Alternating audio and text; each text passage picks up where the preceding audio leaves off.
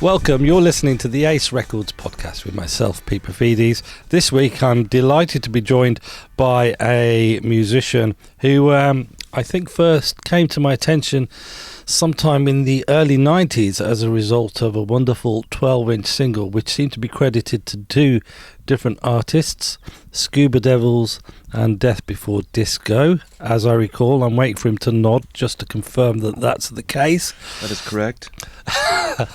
I haven't heard those words in 25 years or something. Okay. And, well, there we go. What a relief. And then, well, he's been unstoppable ever since, having made so many records and of all kinds of hues. The solo albums, the films Crap, Let's Slash the Sheets, the Free Association, and Let's Get Killed and Bow Down to the Exit Sign. Then on the Holy Pictures, of course, which is one of my very favourite albums of the last 30 years. And then there are the soundtracks such as Ocean's 11 and London Spy and Steven Soderbergh's Out of Sight. And then that brings us on to more recent stuff like obviously the Killing Eve soundtrack, which he masterminded. I know curating is one of these kind of overused words these days, but if we can't use it about this gentleman, I don't know who we can use it about.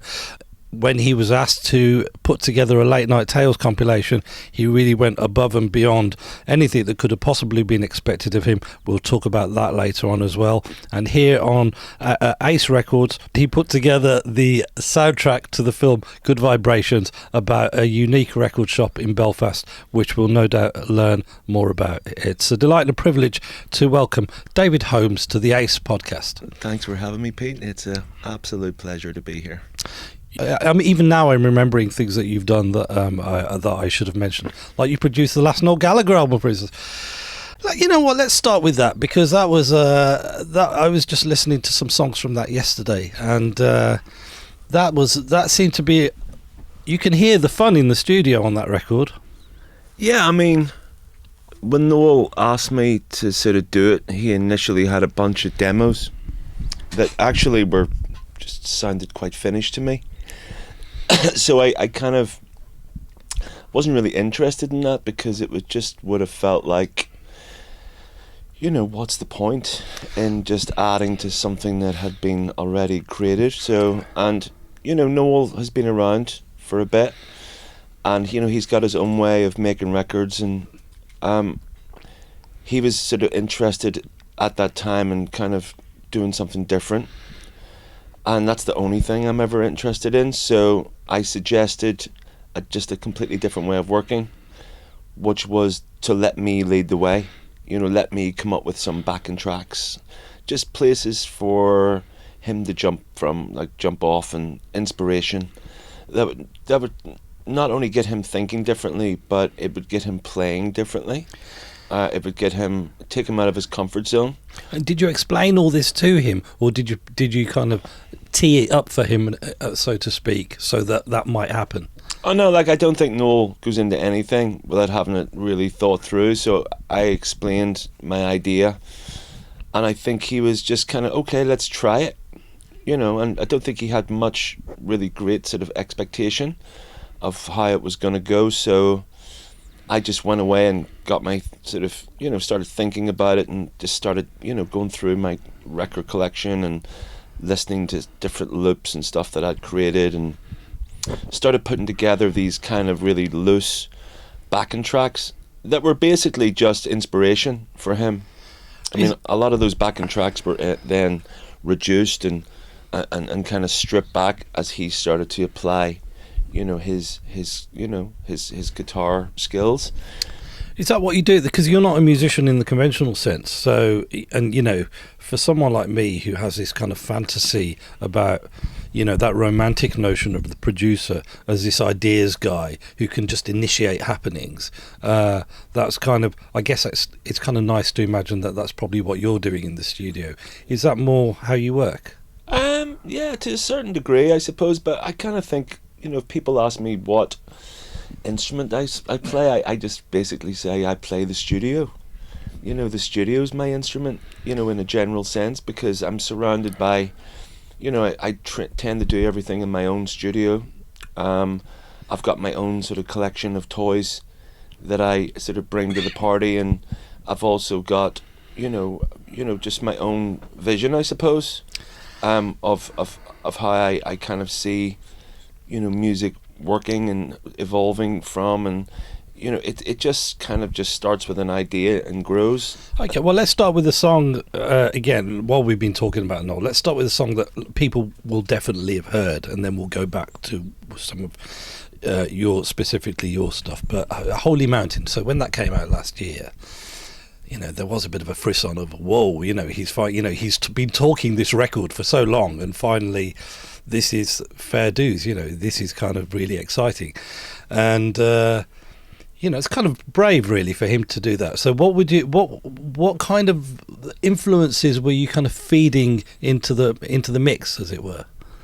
It started off with this kind of just this glam rock, just heavy stomping, fat sort of beat, really, and then I had this sample from this band called the Ice Cream, which is the riff that people know. It's like the. Yeah. And it's just, it's like great pop. Yeah. It has those incredible sort of, unforgettable kind of melodies that just stick in your head. And it was actually the last thing that we did on the session. We kind of wrote most of that album it took me a couple of weeks to assemble all these kind of like backing tracks, but we kind of had the sort of the basis of a lot of those tracks put down in about 4 days, because I had these kind of really interesting, great directions that I felt worked for him and his personality. I wasn't trying to be weird for the sake of it. I was always thinking, does this work within the fabric of Noel Gallagher? Yeah. Will this inspire him, but actually does it inspire me? So I was kind of trying to find this kind of hybrid of, stuff that I really enjoyed, music I really enjoyed, but I knew that would fit into his world seamlessly, but at the same time let him make a giant step forward. So it was basically just this sort of stomping glam rock beat, this loop that I had, and that Ice Cream sample. And then, we had a bunch of just guitar pedals just laid out, and Noel is an amazing guitar player. Like, he really is. He's got an incredible ear for hooks, and he can just come up, he pretty much starts every song with a chorus and then works backwards, where most people are like, they're working on their first verse and then struggling to get to the bridge in the chorus, where he starts off pretty much with the chorus and then works backwards. So he is like a riff machine, and he just actually most of that track was laid down in that day, and then you sort of live with the track for a little bit, and then it starts to remind you of things. And then the first thing that came to my mind was sort of the Plastic Bertrand. Ça plane pour moi. That's the one. Right. Okay. So and also Roxy Music, their version of Let's Get Together. Oh yeah. So you had those like Yeah. the horns, and then I was working with these two girls who are identical twins, Una and Georgina McGough, they've got these amazing voices. So I got them to do like this kind of like ooh, but like a different take on that. So it was just this whole mixture of like glam rock and sort of like French, kind of the French take on sort of melodic kind of punk rock. And so you're living out a kind of pop fantasy, in a way. You have this amazing kind of facility there. Sometimes I kind of almost see what you do as a sort of in a kind of in a world of melody, a little bit like what these sort of professional kind of hip-hop crate diggers do, servicing kind of hip-hop megastars with these beats that they're going to be either too busy or don't really know where to go, or just aren't willing to spend the hours just looking for that golden loop that will give them their next hit. I mean, there seems to be a bit of commonality there. For sure. I mean, like, let's not kid ourselves. There's no such thing as originality anymore. Like, it's all been done. So you just got to sort of celebrate your influences and celebrate them, and try and do it in a really interesting way. But for me, working with Noel was really interesting because I'd never really worked on anyone who was that successful before, like as a producer. I worked with young bands who work in a very different way, but Noel and myself, we're kind of magpies, really. And I always try and kind of marry the kind of if something is going to be as obvious as Plastic Bertrand, then marry it with something that is a bit more underground, like the Ice Cream and, you know, Lieutenant Pigeon, you know. So it's kind of, it's got this kind of melange of sort of ideas. And there was a conversation, you know, where, like, amongst my friends were, is this supposed to sound a bit like Lieutenant Pigeon? You know, just that kind of delight that someone might have actually done it deliberately, you know. Well, it was a direct reference, for sure, you know. But it's like Noel he's kind of like a DJ, but with a guitar. You know, if you listen to like the first Oasis record, I mean, you can hear 4 different tracks in one track, but it's put together so seamlessly. And because you've got, you know, one main guitar player and one main singer and one drummer and one bassist, but you're kind of, you know, sculpting this sound from all these different influences, it ends up becoming a thing. Well, yeah, you know, you say there's no such thing as, what was it? Let's not kid ourselves. There's no such thing as originality anymore. But that brings us to Unloved, which, you know, it's easy for us to sort of say that, and with my 50-year-old, you know, cynical brain, I can sort of kind of get like molecular kind of traces of things that, you know, so other records in my collection. But to be honest, I hear like my daughters listening to that record, and it sounds totally original to them. And that's not because they haven't heard some of the influences. I think it is because actually, if you come down to it, who has made a record that sounds like those Unloved records, really? What else sounds like Unloved? Maybe in this day and age, I mean, I suppose the records that we were listening to were actually, the people who had made those records were listening to someone else. Yeah. So it kind of like, it ultimately ends up sounding like a thing, in this case Unloved or Noel or whatever. So you just gotta, you know, I think what I try to do is celebrate my influences, but I'm always trying to sort of put them together with things that don't necessarily, like, you know, on paper don't really work.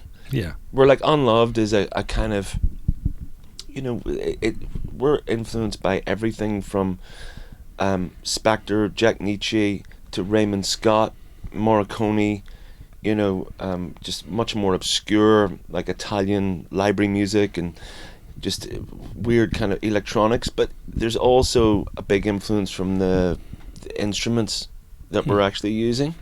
And then I think that's what gives it its originality, if I dare say it's original. But, you know, then you've got Jade Vincent, who has got the most extraordinary, unique kind of baritone voice. How did she enter the picture? Well, when I was working in LA on a movie for Steven Soderbergh called Haywire, I'd heard about this keyboard player called Keith's Chancia that I was told, like, you really like this guy, I just think the two of you would click in the studio. So Keith's turned up and we actually hung out for about an hour and a half before I even heard him play, and I went, I love this guy. I just, as a person, you know, we just had a laugh, and he was just really easy to talk to. What was it? Okay. Yeah, he was just an interesting guy. You know, he was just doing his own thing. And then we had a really good time, you know, on the movie, and he kept in touch with me, and then I had a really good experience working there. And then I came home and I said to my wife, do you fancy, our daughter at that time was like 7, and I was like, you know, this is I was offered another film out there and it was paying me quite handsomely, and I was like, you know what, do you reckon you could get a year off work and we'll go and just live there, and, you know, we can afford it, and we'll put Nina into school. It'll be an amazing experience for her, and, you know, I can do a couple of film scores and maybe make some, you know, do some music.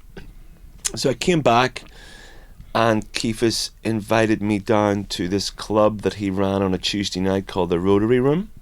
And the Rotary Room was basically in this little dive kind of venue in East LA, and the whole idea was that it was centered around like a large pool of musicians, and all the musicians were like shit hot. Whether you liked what they were doing or not, it's irrelevant. They were all just amazing musicians.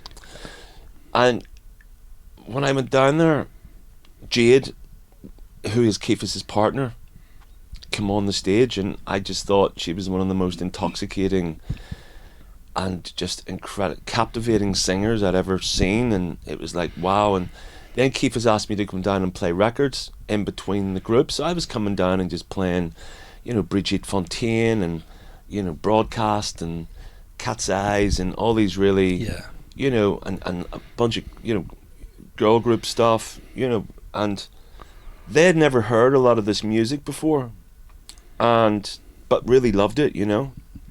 And then Keith says, how would you feel about producing us? And I says, well, you know, why don't we just make a record? You know, I don't really want to be a producer, you know. Yeah. You know, how are you going to pay me? You know what I mean? So like, why don't we just do something together? And there was an amazing studio, still is, probably the best studio I've ever worked in LA, called Vox. At the time it was called Electrovox. And it's been in LA, the building has been there since 1931, and it was the studio that Gold Star was based on. One of the owners of Gold Star used to work there, and he basically took the blueprint, left Vox, and built Gold Star. So it's got the same dimensions and stuff in the live room and the vocal booth, and it's kind of like a living, breathing Gold Star. And being a complete Spector nut, I was like, this place is amazing. And the guy, Woody Jackson, who's one of my favourite musicians in the world, favourite artists in the world, he does the soundtracks to Red Dead Redemption. He's a total head, but instrument head. He's crazy. Like he's the most extraordinary collection of musical instruments. And I met him when I was working on Ocean's 12, because I was looking at a real Mellotron, and I tracked him down. He came down to the studio, but he says, will I bring my Marxophone? And I was going, what's a Marxophone? Yeah. And then as soon as I heard the sound, it was like, holy shit, is that what that sound is? You know. And then so he played on Ocean's 12 towards the end and just overdubbed, and he was amazing. And so we went into Vox with a bunch of ideas, and a lot of the ideas were from the records I was playing down at the Rotary Room. And we just started making music, and it was like, wow, this is working. This has a vibe. So we ended up making about 30 tracks, and it just kept evolving from being quite dark and minimal and super cinematic, very European, very kind of like from Nino Rota, Brigitte Fontaine, Jacqueline Talib, and you know, Taib, and all these just super. But I also a lot of people that are scattered across Ace compilations. Yes. So yeah, it just kind of evolved, but I was kind of very conscious of the fact that I was living in Los Angeles, and I was a huge Phil Spector and Jack Nietzsche fan. I'm working in this studio, and I'm going, what am I doing?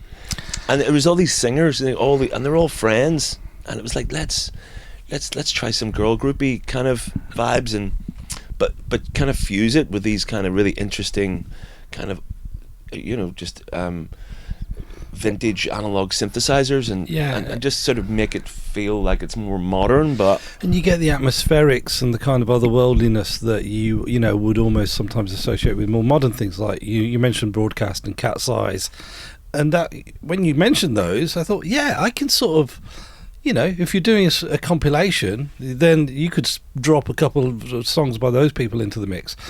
So it's this wonderful sort of, and the exciting thing about it is, you know, if I describe, you know, if I'd never heard Unloved and you were describing to me like, okay, that's what we did, I'd put the record on, I'd probably be trepidatious, because I think, well, you made it sound kind of too good in you know, it's almost like the theory, the practice can't be good as a theory. But the great thing about those records is, you know, the first time I heard Unloved, it was just it was almost too good to be true in a way. Whatever was said, whatever was information was exchanged in the studio, it clearly worked. Well, you know, a lot of these players like Keith's and Jade, who are my, you know, we're you know, Unloved is us three, and then everyone else we bring in, you know, like as session players and guests to perform and play. I mean, they're just all really shit hot.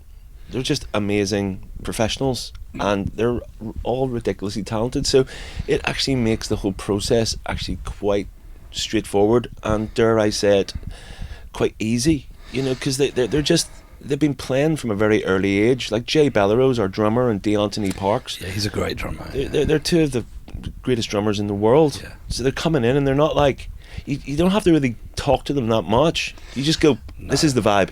No, absolutely. And you're also in a studio where, like Woody used to say, like Vox is where shit engineers come to get great sounds, because you literally, he has such an amazing mic collection, and like he's got like Hal Blaine's original timbales. Yeah. He's got like, you know, keyboards that were, you know, belong to Quincy Jones. Like it's all, it's not just original keyboards. They all have a history. His microphone collection is like, they come from Capitol, you know, like Frank Sinatra sang on that. You know, it's super nerd. Okay, and so then you've got this incredible room and this talent. You've got ideas, and once you put it all together, then it's just about using your ears to sort of say, this is great, take that away and we're sorted, or it needs this, or, you know, it's not. I wonder if like a Jess Glynn record or something, if you literally made it there with those musicians, if even that would sound great. That's kind of what I'm wondering. It probably would. I mean, it's just got such an atmosphere, and it's got so much depth, and, you know, the gear is so good, and it just makes you realize that a lot of, you know, modern recording equipment, like modern drum sets. But then there lies the contradiction, because I've seen these drummers, D'Anthony Parks and Jay, their drumming is so good that they can make any drum kit sound good. Exactly. There are no hard and fast rules. Yeah, but, you know, we were kind of living this kind of, well, I was definitely living this fantasy. You know, I had Jim Keltner down playing drums. He played drums on Guilty of Love. Yeah. And, you know, he's played on absolutely everything. You know, he was just standing in the studio just telling me about, you know, working with John Lennon. And Played on All Things Must Pass, didn't he? I think he did. Some of it. Yeah, he did. You know, Wow. he played in a bunch of, I think he played in a bunch of John Lennon. I think he played on Imagine. You know, he did a lot of Spector stuff. You know, he was, you know, much a later, I think he was much a later member of the Wrecking Crew. You know, he wasn't like Hal Blaine, obviously, And was so- the man, but So you're sort of, I kind of felt like I was working with the modern day Wrecking Crew. yeah. Well, it sounds like you are as well. In fairness, Yeah. it has that sort of. It's physically irresistible. Yeah. So a lot of what you did with Unloved was used in Killing Eve. Correct. Now, thank you. So, I wonder what.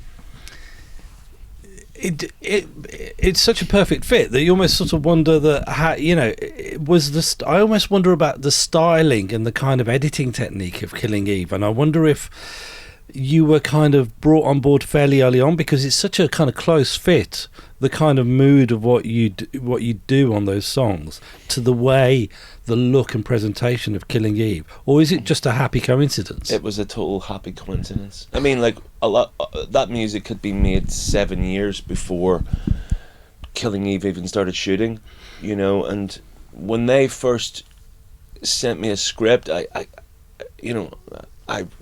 get sent a lot of stuff, and other stuff you just can't. You just sort of know instinctively, Yeah. just by the kind of synopsis or whatever, it's not for you. But once I seen, you know, Phoebe Waller-Bridge was attached, and she had sort of written it, I was like, oh, this is going to be interesting, because I'd seen Fleabag and I knew this girl's like super talented and she's fresh. She's definitely bringing something new to sort of television and drama and comedy. Yeah. And I read the first script, and then had a Skype with all the producers and Phoebe and Gary Dolner, the editor, who was the person who suggested me. And he had already been dropping in tracks from other compilations that I did, and he had contact by Brigitte Bardot, you know, in an episode and stuff. Yeah. I didn't actually know that at this meeting. I didn't find out Gary was responsible until Christmas there, until it was all done. We were actually well into the second series. This is what Gary the editor. Yeah. And then, but one of the things that it struck me about it, I realised that it was like super like female heavy. Yeah. And I knew that a lot of the episodes took place in different countries. So when I had my interview, I just said, look, first of all, I think, I identified that the music should be female-led. I wasn't even thinking of Unloved. And I think because each episode takes place in a different country, it's just I have a pretty good record collection, and when we're in Italy, we can use something, something Italian. In France, we can use, something French, and Russia, blah blah blah, and that would give the whole thing a real, just interesting, atmosphere, and nobody's done that. It's brilliant. It's a brilliant idea, and it seems obvious now, but it isn't really. But it's like, let's focus on making these tracks real super badass, like really good. Yeah. And then they said, okay, well, why don't you send us a bunch of music? So I just put them a folder of music together, but I give them Unloved. And they sent me the first episode, and there was like 3 Unloved tracks in the first series, and I was like, not only, I had no doubt that they were staying, because they work so brilliantly against picture and the characters, and it was like, holy shit, this is amazing. Yeah. So once we got the first episode in the bag, we kind of like, okay, how are we going to do this? And then I kind of suggested to them that they let us kind of just let us do an episode. There's no point in me sending you a scene or here's another scene, because you're not going to really understand what we're trying to do. So it was like, here's a first episode, and then we had Anna Karina, Roller Girl, and then Francois Hardy track that I can't pronounce right now, and then there was a few Unloved tracks. We might have put another Unloved track, and then we created this original score, because it's such a heavy music led series. And then they just went, this is amazing. Like they were really, they loved it.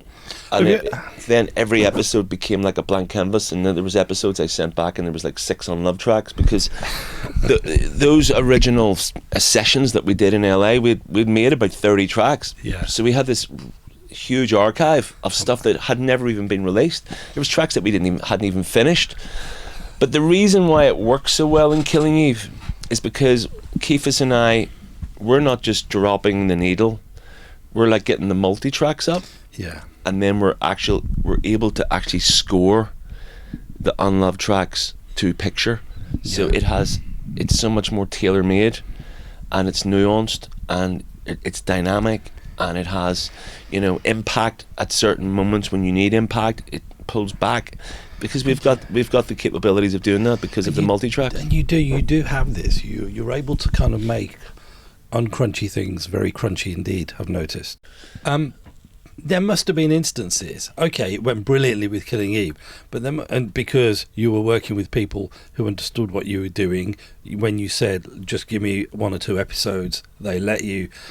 But we all know what it's like working with kind of, it's sort of big shot sort of, executives who sort of, who don't necessarily want to be told what to do, or who don't want it to be too weird, or just want you to give them something a little bit like what's already been done before. And there must have been projects that you got involved with where you quickly realised that actually you're going to be treated fairly sort of shittily, really. And it does happen. I kind of like try to avoid that experience. Of course you do. As much as I can, because I know what it's like, and it is hell when you're in a situation where you haven't got the control that you need to do what you think is right. But on the other hand, I've also been incredibly lucky to work with people like Steven Soderbergh, who has got really good taste in music, is all about the process and wants to do things differently. And he also wants to, he wants to kind of push the boat out. He wants to take chances. He wants to introduce people to new sounds and new songs and new ideas that maybe they hadn't been exposed to. So it's kind of like I've been really lucky with some of the choices that I've made and some of the opportunities that have come my way. And I learn a lot from these people. But, you know, I've always wondered, and it's a very strange thing, that why a producer or a non-creative person that where music clearly isn't their field would even dream of suggesting that the music should be the way they hear it, rather than kind of recognizing, actually, I know nothing about music. And that, I don't know whether that is sort of kind of justifying their large kind of wage packet, or they actually genuinely think that what they think is the best way forward. So it's about, I've worked with a lot of people who just don't have to deal with that shit. You know, sometimes things just boil down to taste. And it you know, it very much depends. Like, the director is king in cinema. You know, it's their vision. You know, they've been with it from a treatment right through the script, right through casting. You know, I've directed a film, like a short film, and it's one of the most difficult things you could ever do. I mean, I've got such a profound respect for directors because they have to listen to every single detail, but you also have to sort of follow your own heart and your own instinct. So yeah, and that's why you can't really sweat, you know, should I have done it sort of differently, because ultimately you've got to, because that way it just lies terminal indecisiveness. I've been fired from 3 movies. I mean, what were the can you tell me some of the reasons given? It's just a taste thing. It's the same thing. It's like, you're not doing what they want. Could you see it coming in with regards to those 3 movies? Or were you surprised? No, I think you can always see it coming, you know, because it's just, you're just not pleasing the director. Is there just one kind of awkward conversation too many, and then you kind of know what's... I just think, you know, I haven't been fired from a movie in, you know, 20 years or something, you know, but I think you just learn from it. I mean, I think John Williams has been fired from over 30 films. I'm sure, yeah. The thing about music and film is that music is the last thing to go on, right? And sometimes people ask too much from music and film, and they're expecting the music to kind of perform miracles. Yeah, of course. And to kind of actually cover up some pretty bad acting or bad cutting, or, you know... And sometimes it works. Yes, I mean, sometimes the music can actually sort of cover up all sorts of nonsense, but ultimately, you know, what you want is the music to be, the film to be in a brilliant place where the music doesn't have to do as much work. It should always be doing the correct amount of work rather than actually too much work, you know. Gotcha. And then, like, great films are basically when everything is right, you know, like the lighting, the you know, right down to the sort of the finest detail, the costumes, the editing, everything.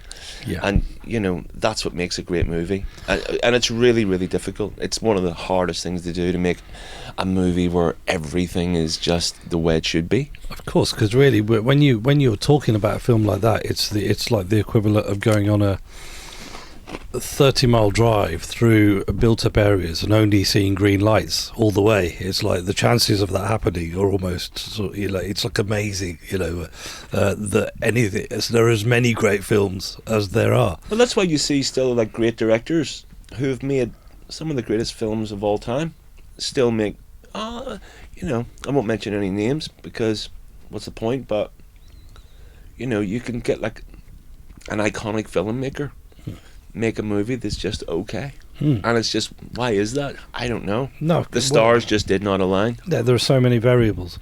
Let's backtrack a bit, because I want to know about kind of like, well, records really, and really when sort of records sort of entered your life. You actually grew up in Belfast, right? Yeah, still live there. And record, you were on our way down to the warehouse. You were talking about how some of your kind of first LP acquisitions were sort of ace releases. Can you think back to what some of those might have been? Well, I actually grew up in a household of 10 children, and I was the youngest, so I had a record collection when I could walk. You know, I was always exposed to amazing music. What were your siblings playing? The Sex Pistols and the Beatles and Elvis and, you know, Simon Garfunkel, Supertramp, you know, Bob Dylan, you know, the Stones, the Kinks. The soundtrack to Midnight Cowboy, the soundtrack to Once Upon a Time in America. That was going on in my home. So the soundtrack to Midnight Cowboy alone is like, there's so much going on that record. Totally. That single album is an education in itself, isn't it? For sure. And it's actually still my favourite soundtrack of all time. Yeah. And one of my favourite films of all time.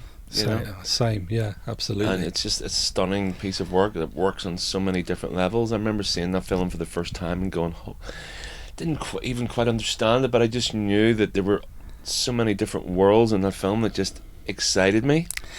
It was shown on Channel 4, I think, in 1986, and I remember and I think I might have even had the soundtrack before then, just because I saw it cheap in a shop, and that was enough reason.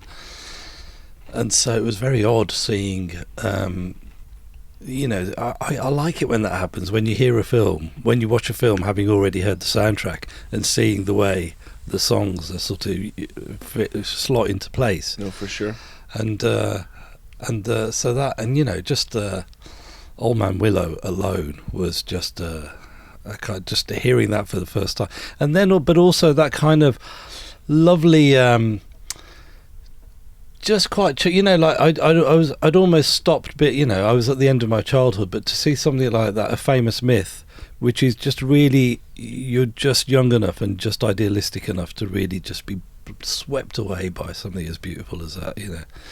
It's for sure. I mean, I'll tell you like quite a personal story. I mean, my mother introduced me to that record. That was in her collection. She was also a massive Gladys Knight fan, and when my mother died in 1996, August 4th, 1996, I was so stunned. I mean, my mother we were really close. Incredible woman, like super modern. You know, she's, you know, born in 1924, you know, but really, you know, her modern thinker of just life, how you should live your life. And I just was so stunned by it. And then I went on holiday with my girlfriend at the time, and the orchestral version of the Midnight Cowboy theme, I had it on a CD, and that was it.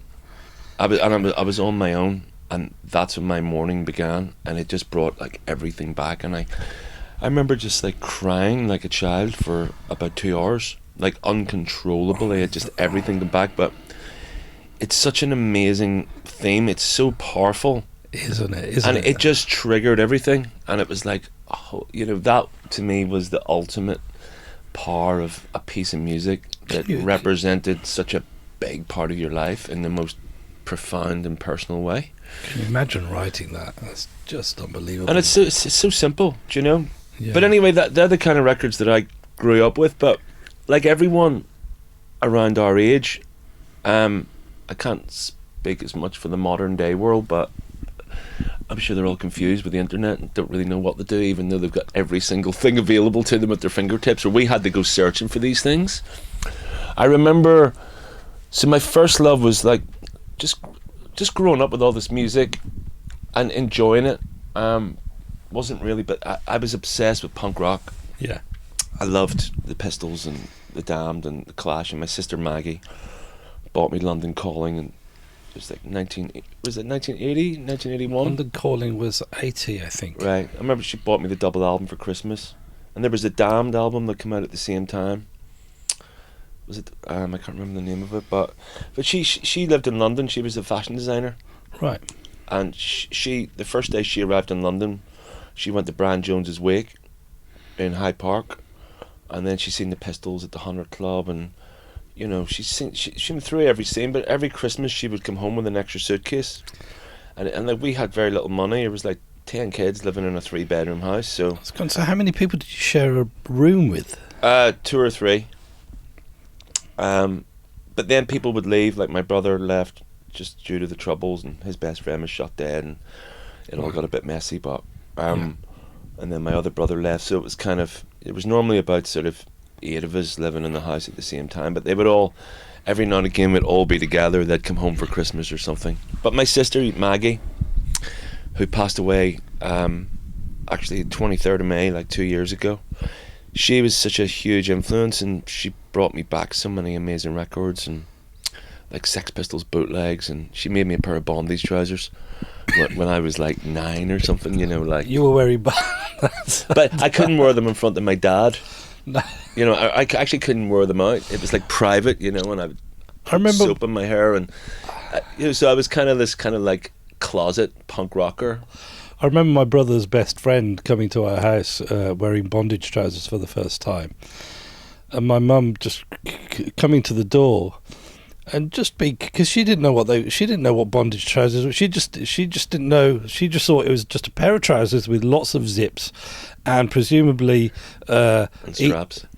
Presumably there was a pocket for each zip, so you could just put a lot of things in them, you know. Right. She did. She had. How was a kind of middle-aged Greek woman going to remotely understand the concept of bondage trousers? So you were. That's kind of mind-boggling. What did your parents do? My mother was a seamstress, and you know, and she was also, you know, she was a cleaner. She was she worked in a, you know, in a hospital, you know, doing, you know, like a nurse. She was a nurse in a hospital. My dad worked with, you know, cattle and, you know, livestock. He was also a bookie. He did the point to point, you know, the dogs, you know, the racing and stuff. Yeah. I'm sort of. But he worked. So he worked on a farm or in an abattoir, or in an abattoir. In an abattoir, yeah, right? and on a farm as well. You know, Okay. so they both of them had like 2 or 3 jobs. It's amazing that your mum. I mean, with 10 kids in the house, it's amazing that she was able to get as far as. Well, you have to remember that Maggie, my eldest sister, was like 20 years older than me. Oh yeah, of course. So when I was born, I had sisters who were like 16, 17. Of course, right? Yes. So they were kind of like helping out doing the house. Yeah. Like everybody had a job. And You do the ironing, you're doing the beds, you're doing the dishes. What were your jobs? I got away with. There's a sort of a joke in our house that I was the only child that my mother actually was able to enjoy, because when I was born, obviously a complete accident, you know, because there was 6 years between me and my other sibling rushing. So by the time I came round, she had kind of learned so much as well, just as a human being, and then she went, you know what, son, just do whatever makes you happy. You know, if you want to be a DJ, that's fine. You know. And you were by the time you were 15. But I had a brother who like went to live in Chicago. His best friend was shot dead at the corner of our street, and then very bizarrely the head of the UVF in South Belfast pulled my dad aside and said, get rid of your son, he's going to get shot. And my brother came home from work as a 17-year-old electrician, and 24 hours later he was living in Chicago. And he stayed there? Yeah.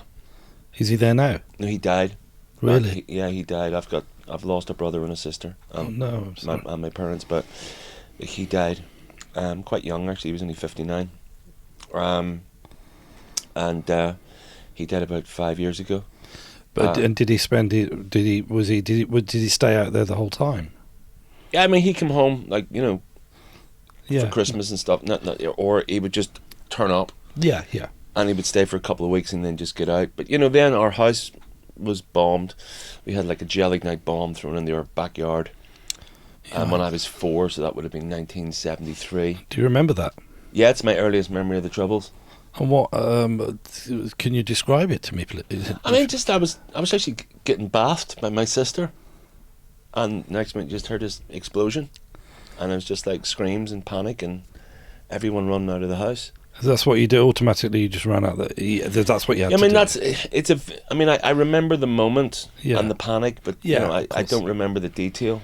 You were 4, obviously. You know, Yeah. but I mean that is my earliest. Well, it's definitely something you're going to remember. You know what I mean? But Absolutely.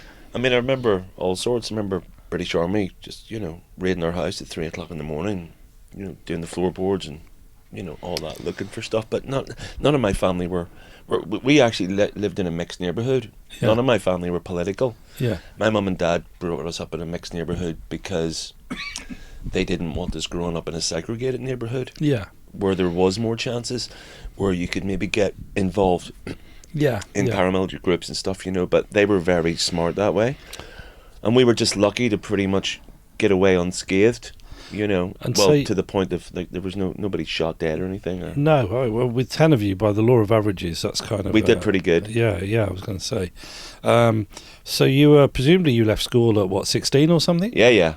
Oh, yeah. And you were DJing by that point? I was DJing from when I was 14, 15. What kind of venues? Like, the top bar in a club called the Abercorn. It was a mod club. It was kind of... So that's why we kind of lost track now, because we were talking about just the music that we were listening to. So after the whole punk thing... Yeah. We all grew up with 3 channels, and then we became 4 channels. And then in the early 80s, we all got either a Betamax or a VHS video. And I'm sure it was the same over here, where there were video libraries in people's houses. Yeah, totally. I remember it well. You're going around knocking the door, and the whole family are sitting eating your dinner, and you go, you're looking for films to watch. Yeah, we had the Video Man. That's the end of 1982 when we got a video recorder. Every weekend the Video Man would knock on our door, and he would hand us like maybe 5 photocopied sheets stapled together of A4 paper, and you'd tell him what you wanted, and he'd look in his van to see if he had to get what you wanted. I mean, I loved those days. So we had a VHS, and then I remember going into my neighbour's house, and I remember renting The Long Good Friday with Bob Hoskins and Helen Mirren and Quadrophenia. Yeah. And I put on... My dad had confiscated all my punk clothes, and I'd just been given the most amazing Seditionaries t-shirt, which was like, oh my God, this t-shirt is unbelievable. And he took it all off me for misbehaving after school down Smoker's Entry, as we call it. That's where everyone went to smoke. Okay, so you were smoking. Yeah, but just to be a rebel. But I didn't really start smoking until I was like 18 or 19. So as a kind of mid-teen, what was in your record box? Once I seen Quadrophenia, my life changed. I knew it had changed. Everything changed. And from that moment, I became an obsessed modernist of just, I've watched that movie about 50 times in my life, probably. Yeah. And, I had my sister, Maggie, who lived in St John's Wood. And, she brought me and my mum to London for the weekend, and, took me down Carnaby Street to Malandi and the Carnaby Cavern, and took me to see Fast Eddie at the Hope and Anchor, and, and just had this real extraordinary, just profound just experience of living alone. I remember coming back to Belfast and being quite depressed. You know what I mean? And my friends used to take the piss out of me because there's a scene in Quadrophenia where Jimmy, and they says he hasn't been the same since Brighton. Yeah. And then he used to say to me, he hasn't been the same since London. But I was just, I became so obsessed, and that brings us up to actually the question you asked, which was Kent Records or Ace Records. So there were 3 brilliant record shops in Belfast, and I would get a bus, and that would drop me off at the first record shop, which was called Doogie Nights. I think it was like jazz, and soundtracks and big band, and some rhythm and blues, that kind of thing. Doo-wop. And I would go in there, and then I would go around to Heroes and Villains, which was more, that's where I learned about the white noise and David Bowie, before he became David Bowie, and bands like the Bow Street Runners and Brian Auger and Julie Driscoll, and that. And then I would go down to Good Vibrations, and see Terry, and that's where you would get just But one day I walked into Terry Hooley's shop, and he basically pulled out this crate, like a beer crate, Right. and there must have been 57s, and they actually were owned by this mod from the 60s who used to go to the Sing Club and the Flamingo, and there was like a signed copy of Ride Your Pony by Lee Dorsey on Sue, and Wow. the Blendells, La La La La La, and El Watusi by Ray Barretto, and I was like, holy shit, like Last Night by the Marquis, all original, mint condition. He says, they're for you, and you can give me the money. What, just whenever you have it? Whenever you have it, yeah. Oh, and I never God. went into his record shop again for another like 10 years, because I was skint and embarrassed. He'd give me all these great records, but the minute I started making some money, I went in and paid him. What did he say? Thanks very much. Where have you been? But that was like that was just an unreal. Suddenly I had the best records in town. So But then with my pocket money, I would go to like shops like Caroline Music, and down to Heroes and Villains was more abstract and weird, and they did comps, but they did like really interesting comps, where Terry would sell all the Charlie comps and all the Kent Records comps, and so I would go and buy these incredible compilations, all selected by 80. And amazing sleeve notes, and just So Eddie Crosdale. For Yeah. people who and just incredible education in music that I would never have found. Like on the soul side, and it's for true. dancers only, for dancers also, and just finding out about all these incredible, like, didn't know who Garrett Mims and Timmy Johnny Euro, Carr, yeah. and the Shirelles compilations and Bobby Freeman. First time I heard Garnet Mims was on an Ace comp as well. Yeah, I think it's probably A lot of people probably. on the soul side. Yeah, so that was a huge education for me, and it was those I remember those compilations cost $3.49. Well, that was the thing, wasn't it? That's why you could have and there were like up to 20 songs on them sometimes. Yeah, so that's how coming from such a big family, that was my Christmas. I had a paper round as well that I get paid £5 a week, Yeah. and that would buy me an album. So I was just just digesting all So this. it's kind of weird that it's incredible music. the completion of this circle, because obviously, so then, I mean, it must have been mind-boggling for you to sort of, the idea that finally a film would be made of Terry Hooley's life, and that you two would work together on this accompanying CD with putting. I mean, that's kind of mad, isn't it? Really. Yeah, it's like, because Good Vibrations, I was a producer on this film as well. It was the first movie that I've got a little company called Candor Blinks that I do with two of my best friends, and they directed it. And I'm actually just looking at it now. It's a killer comp, and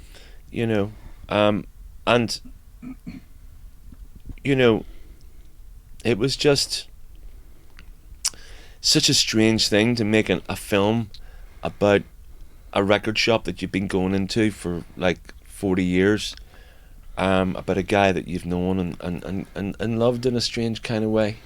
Because it's part of your personal mythology, and actually in being made a film, it kind of becomes just part of mythology in a way. Yeah, like two of my friends wrote it as well. So, and we've actually just made another film called Ordinary Love. It was called Normal People, but we had to change the name because the Sally Rooney book has come out and it's winning every award you can imagine. So it's like, we can't really call our film Normal People anymore. And it's a love story with Liam Neeson and Leslie Manville, but the guy who wrote it I've known since I was 10. Wow. The same directors as Good Vibrations, and it's actually a true story about Owen McCafferty and his wife, and their life and a period in their life, and it's an extraordinary film. Again, we're making these movies about our lives in a way, all intertwined, but we're doing it together, and there's just an amazing satisfaction you get from that, because we're just all a bunch of friends who grew up in a bloody civil war, and you're now we're making feature films. And you're telling stories that no one else can tell because you were at that moment in time, and so it's a kind of it's vital that these stories are told. No, for sure.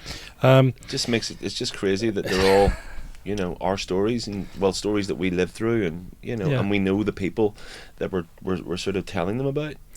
Is it true that you, for a time, used to be a hairdresser? Yeah, I mean that was some of the best days of my life because. Who taught you? Where did you cut hair? I cut hair in this salon called Zach's. Zakks, but back then it was like hairdressing was like where all the weirdos worked. It's a different industry now. If you were weird, especially if you're going up in Belfast, were the creative outlets. Yeah. I mean, DJing to me was something that I loved doing. I took very, very seriously, but it was never like this could be my career. It's going to lead on to production and blah blah blah. It was just you did it because you loved it. Nobody ever said to me, "Hey, do you ever think you could do this for a living?" Is it like riding a bike? Is it something you never forget how to do? Hairdressing? Yeah. I could, cut hair. I could cut your hair quite, respectfully. Yeah, but it was just a place for creativity. You could go and, you weren't digging up the roads. It was the opposite, and absolutely. You were kind of like your bosses were all bonkers, and everybody dressed weird and had their hair different colours, and you could listen to the music that you wanted while you were kind of cutting someone's hair. So it was actually a really enjoyable way of making a living, but then music just took over and it was like bye hairdressing.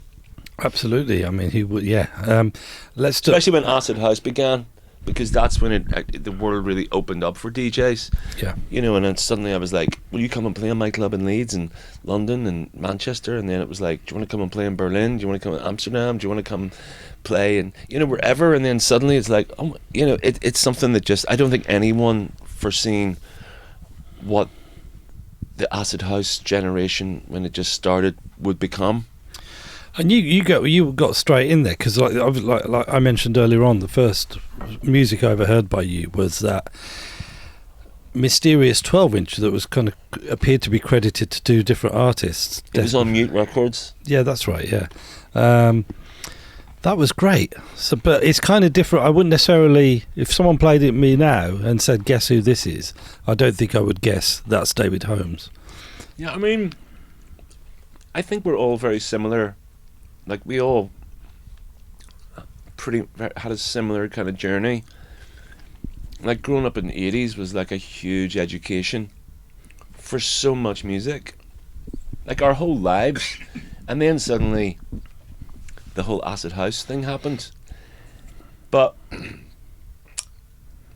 I suppose the difference between us, I don't know, like, what am I trying to say here? You had this like huge knowledge of all this other music. Like I couldn't have made Let's Get Kills if I hadn't have been playing in mod clubs when I was 15. My mate Paul is a sample of the Googie Rennie combo, Smokey Joe's Lala. I used to play that record when I was 15 in a club and come home on the 11 bus, and then suddenly I'm able to sample it, make loops, and then add some bits, and then suddenly it's this massive club hit. I can't imagine the satisfaction that must engender, because again, you're taking something that's really part of your personal mythology, and watching it spider out into the world. It must be. No, it was crazy. It's crazy. So I had like, as a young producer, I haven't got a clue what I was doing. All I knew is like, one thing I learned from Andrew Weatherall. Andrew was always like a mentor to me. Like I always looked at him as like, it doesn't get any better than Andrew. Just because of his intelligence and how unique an individual he is. So he was always like the man to me. No one touched him. His DJ sets, I always like, oh my God, what is that? He was kind of, what's that? What? But he was also, he was very generous kind of with his knowledge. Andrew knows more about, his knowledge of music is insane, and he's very, very bright, just naturally intelligent man.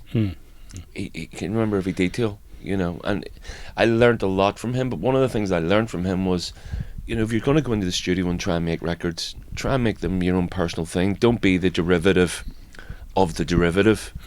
It's cool to be the derivative of something. Yeah. But that's got to come from like your soul, your heart and soul. So when I was doing Let's Get Killed, a lot of those sort of samples were from records that I'd had since I was 15, since 1984. Yeah, and going one step further, when I think a lot of people, when they heard the Holy Pictures for the first time, that was kind of quite revelatory, because that seemed to come from a whole other place. And again, I guess a little bit like Unloved Now, you couldn't imagine it. Felt like unique to the person that had made it. Tell me a little bit about what your kind of vision for that record was, putting it together. Again, it was just like a whole sort of melange of ideas that I kind of felt worked really well together, but hadn't really been done. So it was just. Can I ask you something? Mary Chain was one, and then I was listening to the more kind of like sort of left side of sort of krautrock, and getting into different time signatures, like listening to sort of Cluster and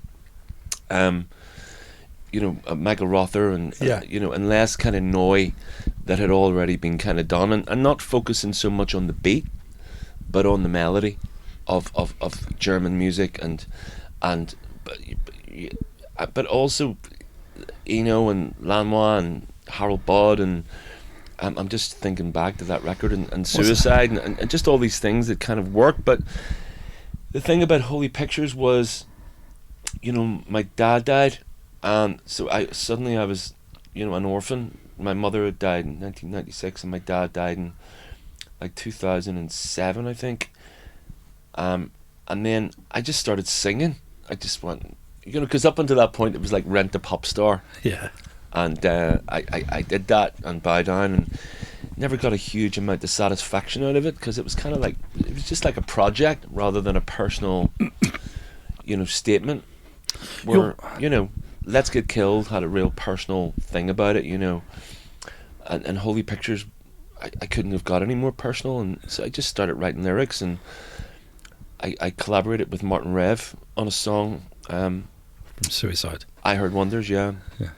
And it just became a very, very personal project because of the death of my father, and then things started happening, and I didn't really have a plan as such, because the first thing that was made on that album was I Heard Wonders, and I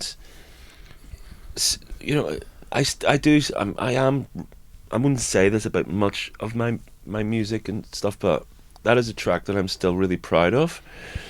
And I think it's a good song. Did you know? You must have been told in advance, I guess, when it was used to accompany the footage of David Beckham and Jade Bailey bringing the Olympic flame up the Thames. Yeah, but I got an email from Universal saying there's an offer to use your song in the Olympics, but they've only got like 200 quid. And I was like, I nearly turned it down. Oh my word! Because I was just like, that's, how tight is that? So you know what? It's the Olympics. I hadn't even considered the enormity and the impact of what that meant even. And I just went, okay, and then it's like, fine, you can have it. And then I was recording one day in LA. I was actually working on Unloved, and then my phone just started going mental. And then I seen the footage, and it's like, oh my god, they've used the entire track over this incredible kind of sequence. It was so amazing, and it became a hit overnight. Yeah. And it was like hundreds of thousands of plays on YouTube, and I think it actually entered the top 40 for a minute. Yeah. And people just like, I don't even think we had Shazam back then. Maybe we did. I don't know. Yeah, but I don't know either. It was kind of like a real revelation, but a lot of my music's been like that. It's just sort of lay dormant. It comes out and it's received pretty well, and most of the time, and then it's kind of like it just sits there, and then suddenly it finds its way into a film. I know. And then it has a second life almost. Every track is a little bit like a sort of message in a bottle. You throw it out there, and then, to quote Sting, 7.5 years later or something, then your 100 million bottles are kind of washed up on the shore one day. Yeah, that's been through all my records, and Unloved was the same. Like, until Killing Eve, you know what I mean? It's like nobody really knew about us. Records come and go. We've always had amazing support from people who love music and they get it, and I think you've stayed incredibly busy, and I think one doesn't really have to be busy beyond a certain, but beyond just making a living, one doesn't have to be busy. But what I notice with people who are obviously talented, but also say yes to things, say yes to as many things as they can, is then that kind of creates, in a way, you make your own luck. So what you were saying earlier on about being in LA and then hooking up with the guys who would eventually be sort of unloved with you, well, you sort of didn't have to be there, and you didn't have to, and that initial kind of conversation probably wasn't about a kind of money spinning kind of super lucrative thing, but it's a kind of thing you sort of follow your nose, don't you? And if you take care of that, then that hopefully that more often than not that takes care of everything else, doesn't it? Yeah, I mean, I think you have to just do it for the right reasons, and not try to sort of do things for any other reason rather than this is how I feel and I'm going to stick to it and I'm going to see how it evolves, and you kind of follow your instinct and your gut feeling, and just just kind of these things kind of grow, and it doesn't mean that you have to sort of put them out, but it gets to a point where you're going, actually, this is really good, or I'm really proud of this, and we should try and find a home for this. And well, talking of which, I've got to ask you about your Late Night Tales set compilation. I get it. It seems to be quite unlike anyone else who has done a Late Night Tales compilation. I mean, as far as I can see, a fair chunk of it seems to have been either specially recorded or sourced for the record. Yeah, I think, I'm very conceptual, in terms of, projects, and I'm kind of like, I also, I suppose I'm quite obsessive by sort of nature, so I kind of like get into, projects that have, like a start and a middle and an end. They kind of tell a story. It's kind of, I suppose, where the cinema comes from. So I like to have a narrative, and Late Night Tales was very much, about, again, I kind of had this sort of, always had this real strange kind of fascination with death, and, I'm quite experienced, and unfortunately, just with, losing my parents and my brother and sister and stuff. So that's always had a real sort of profound effect on me, and I try to kind of celebrate that, and it's a part of you, it's such a strong part of you. It's also, you develop such a responsibility for the music. Yeah. Because they're there sitting on your shoulder. So when you took that job on, would you have necessarily known that? So I'm thinking about a track like, obviously you're trying to did a bit of research around some of the tracks on it just to find out more about them. And so something like Great Father, Spirit in the Sky, which is, I think, credited to Barry Woolnough. Now, yeah, that's on Andrew Weatherall's label, Moindoo. That's like, that was, it's Irish for like the dirty dust. It's a 7-inch series. I always pay attention to what Andrew's doing, and it was like a series, and Alan McLean, the track on there as well, that's from the same series, but they were like limited edition, 7 inches, and I had to literally beg them to sort of let me put them on the compilation. I mean, like, Andrew's a dear friend, so he was very, very supportive and helpful, and I think Alan and Barry were just really pleased to be a part of the project, because it did have, Barry had lost his partner, and Alan just wrote the most amazing song. I mean, so, and my sister had died, and it was all you know, it kind of, I knew what I wanted to do, and I had this Elsewhere in Cassie's, which is an extract from Seamus Heaney's last sort of translation that I got Stephen Ray, the actor, in to do so wonderfully, and it was all just connected to life and death and the afterworld, believe it or not, you know, or just memory and, you know, family and just all that sort of connection. And so it was kind of, once the idea was there, I suppose I just started to just dig.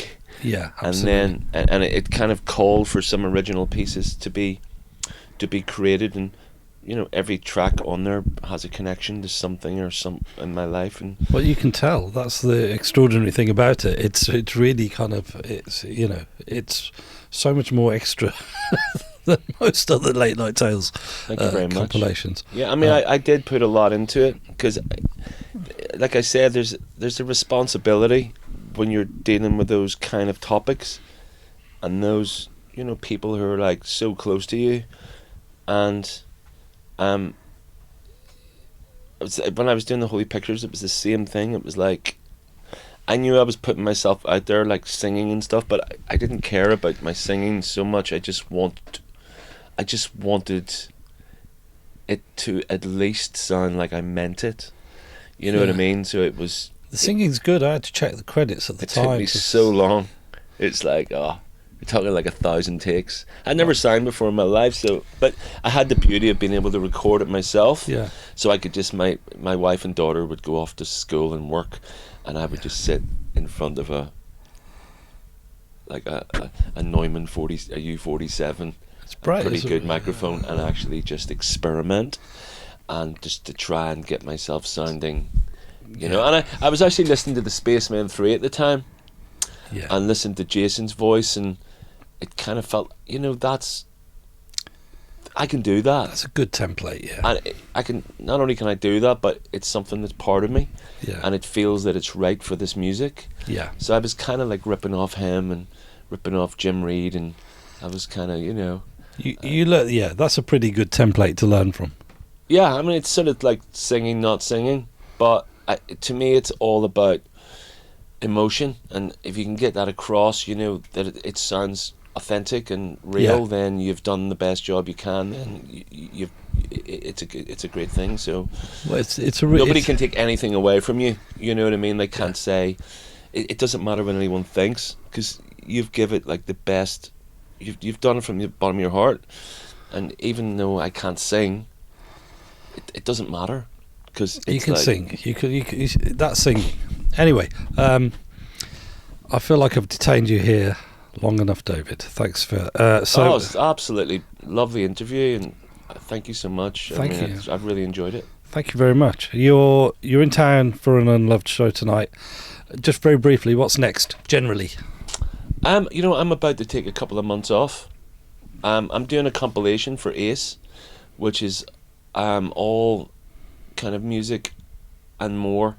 That kind of, it's kind of music, this is the way it's going to be. It's music that inspired Unloved, and music that will inspire the next Unloved album. Brilliant. So, and that's in collaboration with Ace, and then I'm doing a remix for Jarvis Cocker, which I'm really excited about. It's his new song, and it's absolutely amazing. Wow. It's so good. About time.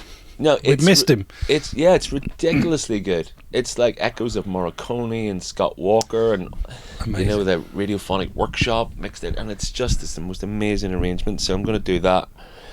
I'm just finishing off a new Steven Soderbergh movie called The Laundromat with Meryl Streep and Gary Oldman and Antonio Banderas, which is based on the Panama Papers, and it's one of his finest films he's ever made. And I mean, that's saying something. And then you take 2 months off. Yeah, I'm kind of musicked out, because I was actually just thinking, I haven't really stopped working, and you know, I've done so much like film work, and there comes a time where you just have to stop, just become a fan of music again. Oh, totally, and absolutely. You got to refuel. Just listen and enjoy it, rather than kind of be because really working to a deadline, you know. Because really, your whole life, you know, anyone who's fortunate enough to sort of make a living in one way or another about music, you've been listening, your whole life has been research, so you need to live in order to research more. Yeah, indeed. Yeah. And you know, it's like there's nothing quite like listening to something for the first time that you've never heard before, and it really does stir me. And just that thing of like that slightly guilty trip to a record shop where maybe there are other more nominally pressing things to do, but here you are, and then suddenly you describe. I was in a shop in one of my favourite shops in Palmer's Green in North London, and I shouldn't really have been there. I had so much to do, but there I was, and I just found what turned out to be a British jazz album on DRAM by a musician called Michael Gibbs, his first album in 1970. And I just heard it, and it was just the most electrifying piece of music. Wow. And it just, those kind of where that British jazz slightly meets library music, and the rhythm section is sensational. And I just got home, I was like, I'm so glad, I shouldn't have even have been there, really. But it's justified. No one can take this record away from me. Do you know what I mean? Yeah. And that's when it's kind of like, it's like me walking in to see Terry Hooley that day. I mean, we could, if we got our thinking caps on, we could think of like many, many moments like that through our whole lives. Of course. But the fate of just right time, right place, and then suddenly you're given this thing which is cheaper than therapy and probably sometimes a lot more effective. Totally. I mean, it worked for me when I was 9, and it's working for me now. Do you know what I mean? It's like, long may it continue. David Holmes, an absolute pleasure to spend time with you. You've been listening to the Ace Records podcast. I've been Pete Paphides, and I hope you can join me next time. Bye-bye.